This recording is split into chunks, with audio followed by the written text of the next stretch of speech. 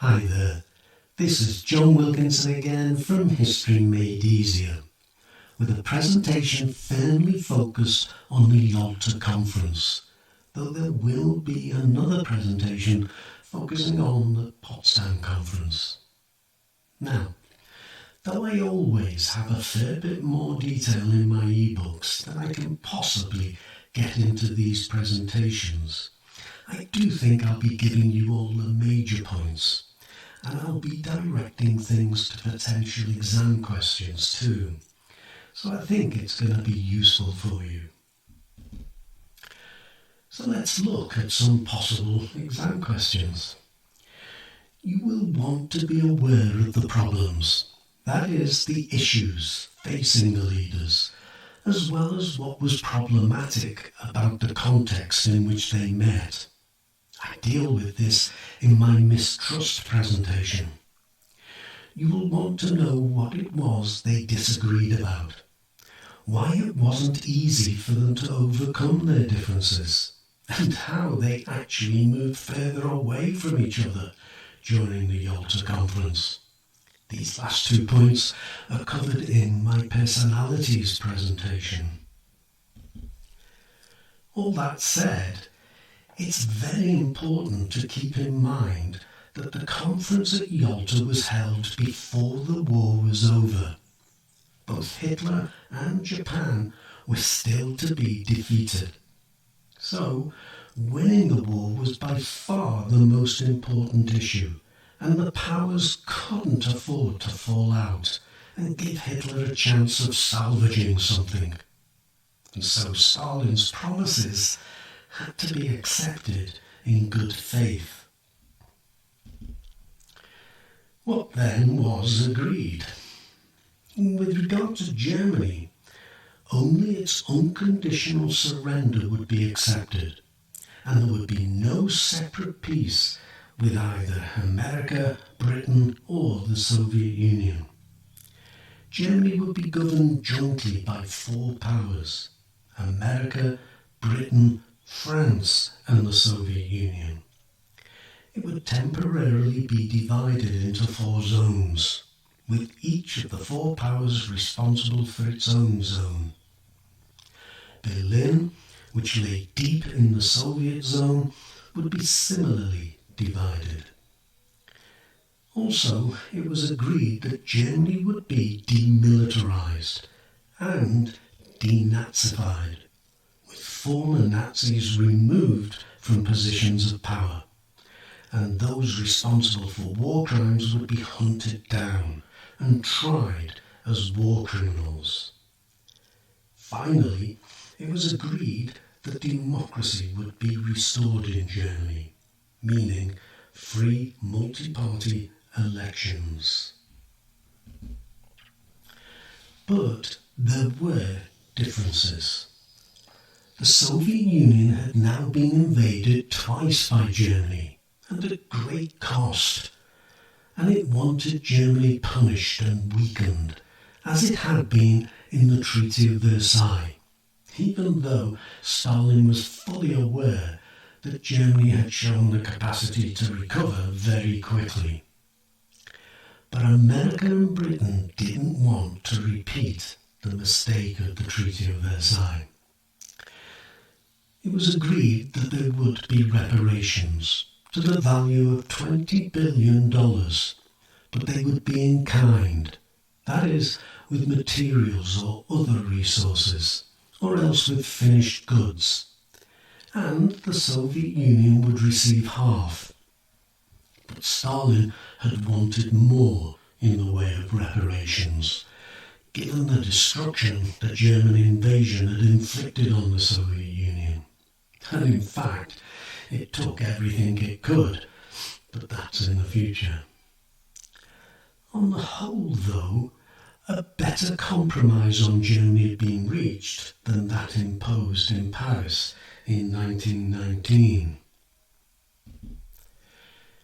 As for Poland, Soviet forces had advanced from the east in 1945, pushing the Germans back, and they established a communist government, the National Committee, in the city of Lublin, so they became known as the Lublin Poles.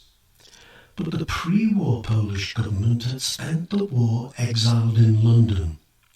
So it was agreed that once Germany had been defeated, a coalition of Lublin Poles and London Poles would form a provisional government and oversee free elections.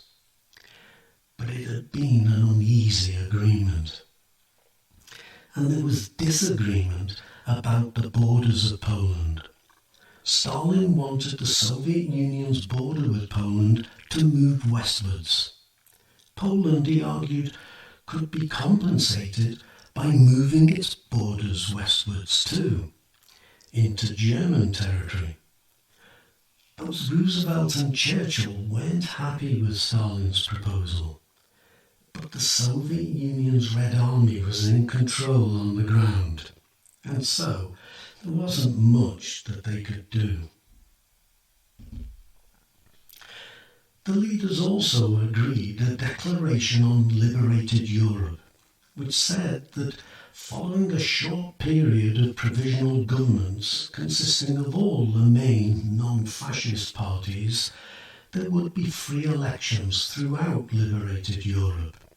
However, critically, in recognition of just how much the Soviet Union had suffered in the war, it was agreed that Eastern Europe would be a Soviet sphere of influence.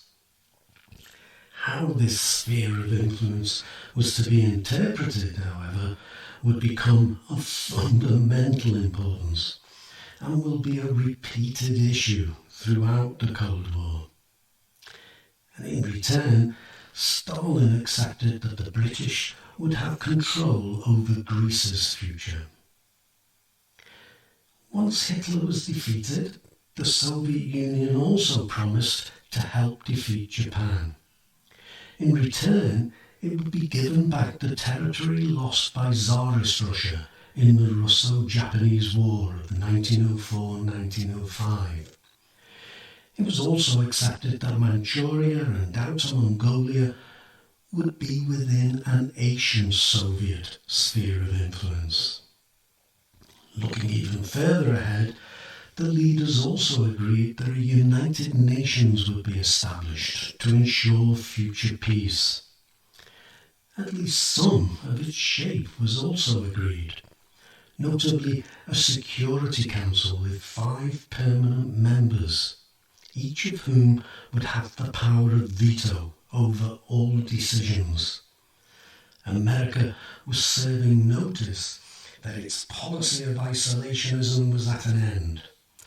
But with a veto secured, the Soviet Union was making sure the West couldn't simply outvote it. Now, not much attention is given to the time in between the conferences. Yalta and Potsdam, that is. But it's important. And answers to the questions you see on this slide would be all the stronger to references to that time. There were important meetings between the Americans and the Soviet Union in the months in between Yalta and Potsdam, and there was a different American president, and with him a different American attitude. Harry Truman had replaced Franklin D. Roosevelt, who had sadly died. Truman hadn't been a part of the wartime alliance, and so hadn't built any relationship with Stalin. Truman bluntly told Molotov in one such meeting that America expected the Soviet Union to stand by the agreements made at Yalta. Truman also abruptly ended the American wartime policy of Lend-Lease that had been supplying the Soviet Union, and Britain too, not just with military equipment, but with things like locomotives and wagons, industrial equipment, raw material and food. This new American line was also pushed at meetings between America and the Soviet Union that focused in on the details of the agreement made over Poland. Soviet Soviet resentment was made just as clear. And then, on the very eve of the Potsdam Conference, on July the 16th, America successfully tested an atomic bomb. So, I hope that was useful for you. I will post a Potsdam video too. And of course, there is the material on my website that I think, anyway, is useful for you as well. But for this presentation, I'm done. As always, I do thank you for listening. Good luck with your studies. Cheers.